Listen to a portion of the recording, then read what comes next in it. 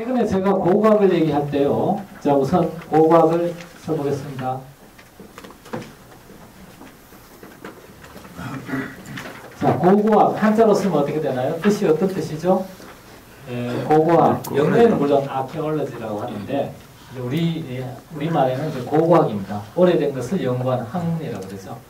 저는 이제 최근에 고고학을 생각하면서 고고학을 설명하기 앞서서 저는 뭐를 설명하느냐 하면 고고학이라든지 역사학, 인류학을 합하면 뭐가 됩니까? 그걸 학문이라고 그러죠. 학문. 학문입니다. 학문. 학문. 학문이 되고요. 또 학문은 이제 학문의 하나 분야가 고고학이고 또 학문을 한다는 건 또 뭐겠습니까? 나는 이제 좀 더 넓게 보면 그거는 사람이 살아가는 인생이라 할 수 있겠죠. 이렇게 고고학을 보는 것이 아니고 인생의 관점에서 학문의 관점에서 이 고고학을 본다라고 할 수 있는데 여기서 인생을 얘기하려면 좀 너무 또 동떨어진 얘기인지 모르겠습니다. 그러다 조금 제가 끝에 가서 뭐 얘기하기로 하고요. 제가 얘기하는 것은 이 학문의 차원으로서부터 이제 고고학을 볼까 합니다. 뭐 고고학을 그냥 설명하기보다는 학문을 설명 먼저 할까 하죠. 자, 학문을 그대로 뜻을 풀이하면 어떻게 되겠습니까? 한자를 풀이해버리면? 회장님. 예.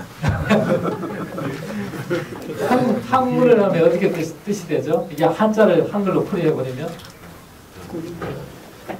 배우기 위해서 문으로 들어간다는 그런 뜻이에요. 문을 문자가 이게 문문자가 아닙니다. 문으로 들어. 문문자가 아닙니다. 이게 물을 문자. 물을 문자. 네. 학문을 배우기 위해서 묻는다 그런 뜻이에요. 맞죠. 네. 역시 우리가 학문을 할 때 이 글을 문자를 안 쓰고 물을 문자를 쓰고 있습니다. 이 뜻이 뭔가 하는 거죠. 학문에. 지금 얘기했듯이 배우기 위해서 묻는다는 건데요. 이제 제가 제 나름대로 해석을 하면 이건 뭐 목적으로 해석을 하면 뭐가 됩니까? 의문을 공부하는 것이 학문입니다.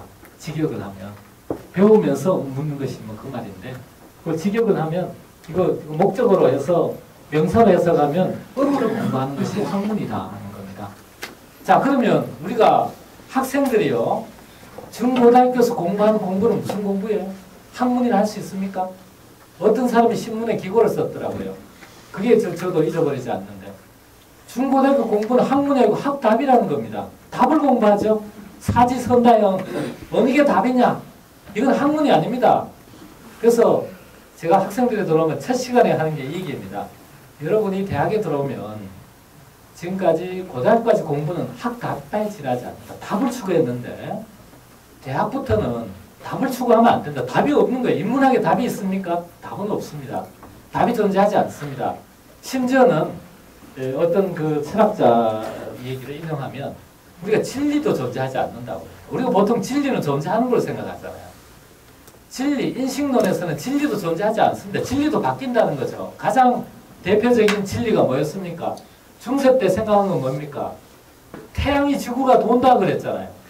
갈릴레오는 어떻게 생각해요? 그게 거꾸로라 했잖아요. 그걸 뭐냐? 생각이 바뀌는 거죠. 그러니까 진리가 바뀌는 겁니다. 그래서 우리가 믿고 있는 진리도 바뀔 수 있다는 게 전제가 인문학입니다. 인문학의 인식론입니다. 그래서 그렇기 때문에 우리가 공부한다는 건 늘 의문을 가지고 공부한다. 근데 의문을 가지고 공부하는 거하고 답을 찾는 공부는 천지 차이입니다. 천지 차이라는 말이 어떤지 모르겠네요. 큰 차이가 있다는 거죠. 왜 그러냐면 저도 이제 경험을 해서 합니다. 중학교나 고등학교도 밤새 공부하는데요. 시험 치면 다 까먹어버려요. 그렇죠? 그건 억지로 하는 공부죠. 억지로 하는 공부. 억지로 하는 공부는 그거는 뭐 암기식 공부입니다.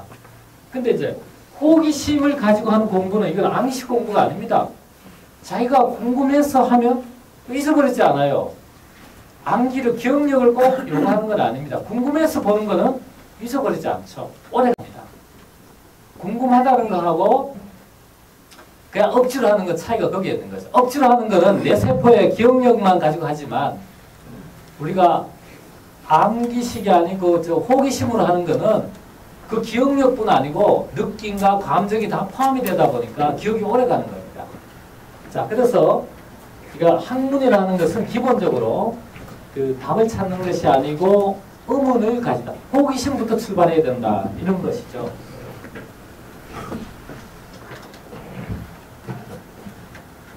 자, 인생은 조금 지워버리고요. 학문 얘기만 먼저 조금 하겠습니다. 자, 그러면 저는 이제 요 학문이 학답이라는 것까지는 딴 사람한테 들은 얘기를 여러분한테 전달합니다만, 학문을 그럼 어떻게 할 거냐? 요것입니다. 절차가 어떠냐? 이거는 이제 순수하게 제가 만들어낸 겁니다. 학문을 하는데도 절차가 있다는 거죠. 우리가 절차. 이거는 뭐 여러분한테도 필요하고요. 혹시 이제 제가 학문 얘기를 많이 하는 이유는 여러분의 그 자녀나 손주들이 나중에 공부할 때 한번 참고가 될 것 같아서 얘기해드립니다. 아까 얘기했죠. 학문의 기본은 호기심이죠. 의문. 호기심이라는 거죠.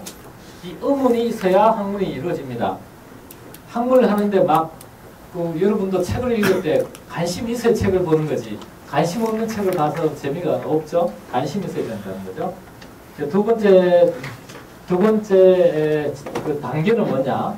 가장 중요한 게 독서입니다. 독서입니다. 이게 물론 이건 독서는 공자님 말씀부터 얘기했죠. 독서와 생각이 학문의 기본이다 이런 얘기를 했는데, 요즘은 뭐 독서 말고도 인터넷이 이제 정보를 얻는데 큰 역할을 합니다만, 가장 기본적인 독서라고 할 수 있겠죠.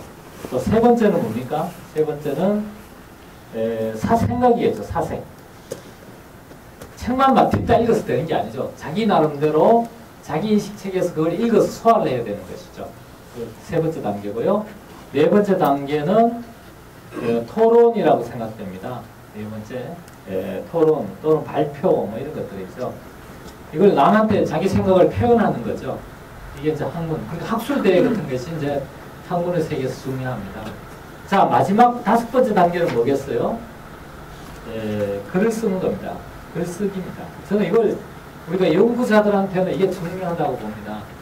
우리가 아무리 좋은 생각을 가지고 공부를 했더라도 글쓰기를 하지 않고 논문을 쓰지 않으면 그건 학문이 아니라는 거예요. 성립이 될 수가 없어요. 자기 혼자로 생각하고 있는 게 그게 학문이 아니죠. 반드시 글로 논문을 발표해야 된다. 이겁니다. 그래서 이 학문의 5가지 단계, 이거는 뭐 어제 사전에도 없는 저의 생각입니다만 정리해보면 이런 5단계를 거치게 된다는 겁니다. 자, 여기에 아주 뭐가 있느냐 하면 재밌는 그 학문의 그 진리가 있습니다. 학문이 재밌어야 됩니다. 아까 공부라는 거 어떻게 했죠? 억지로 하기 때문에 짜증이 납니다. 물론 그 공부를 하더라도 재밌게 하는 사람은 우수한 사람입니다. 제가 아는 뭐 전국에 1등을 한다든지 세계적으로 공부 잘하는 친구들 물어보세요. 1등한 사람 공부가 어떠냐면 재밌다 그러죠. 지겹게 공부한 사람도 1등한 사람 하나도 못 봤어요. 예를 들어 운동선수도 즐기면서 하는 사람이 세계 1등을 하지 억지로 하는 사람이 세계 1등을 못합니다. 다 즐기면서 하는 거죠. 이미 차원이 억지의 단계에서 즐기는 단계로 넘어가 버리는 거죠. 그래야 1등이 됩니다. 학문에도요.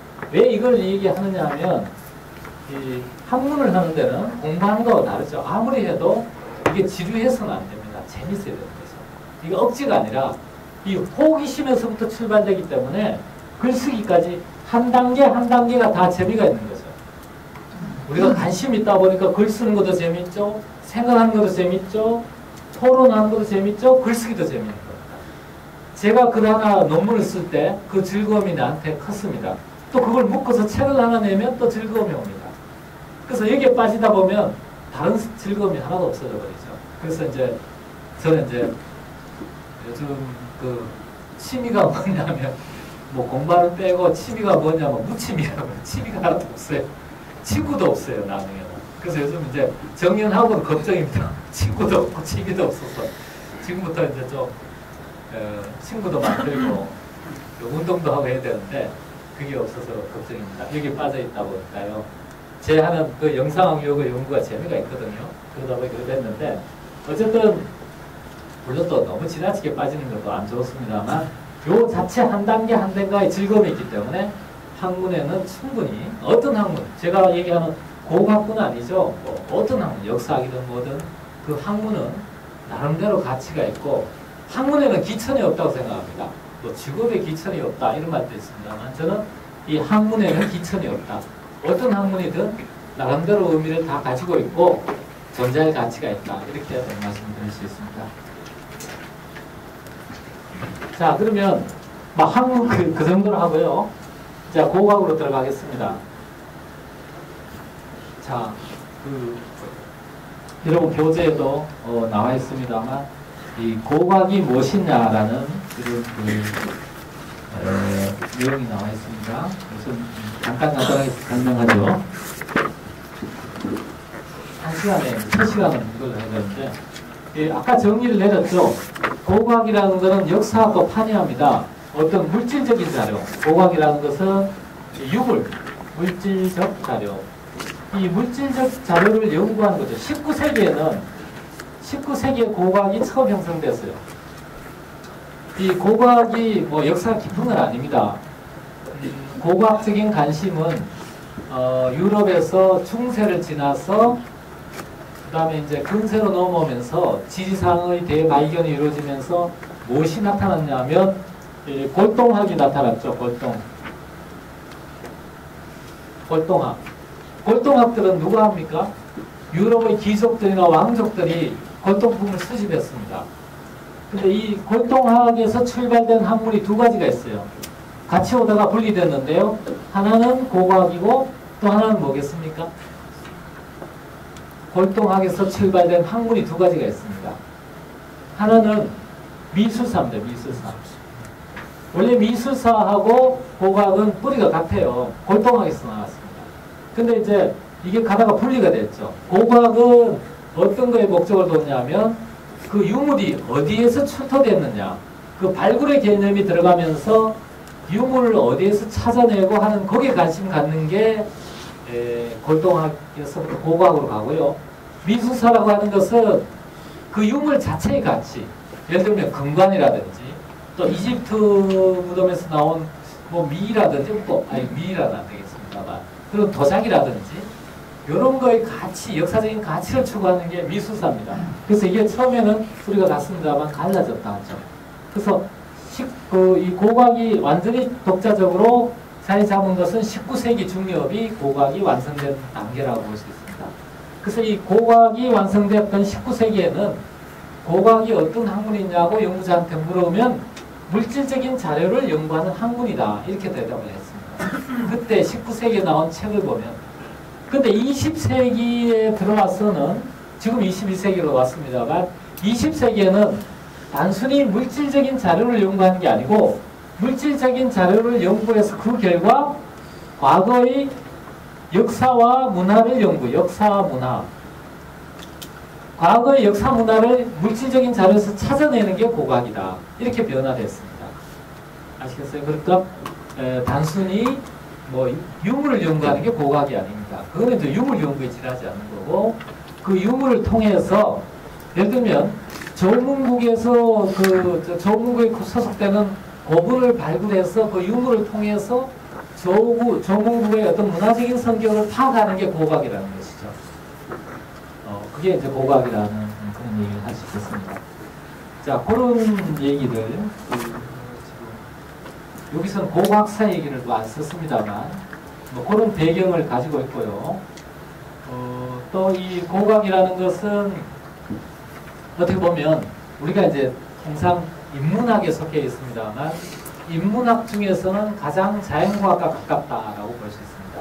왜 그러냐면 이 물질적인 자료를 그냥 보통 그 역사학이라든지 문자를 연구하는 역사학이라든지 또 국문학이라든지 이런 것은 그냥 되지만 우리가 물질적인 자료를 그냥 눈으로 보는 거에는 한계가 있죠. 그래서 과학적으로 분석을 하지 않으면 그걸 정확한 성격을 파악할 수 없습니다. 그래서 고고학은 그런 물질적인 자료를 분석하다 보니까 고고학은 가장 자연과학과 가까운 인문학이다 이렇게 볼 수 있습니다.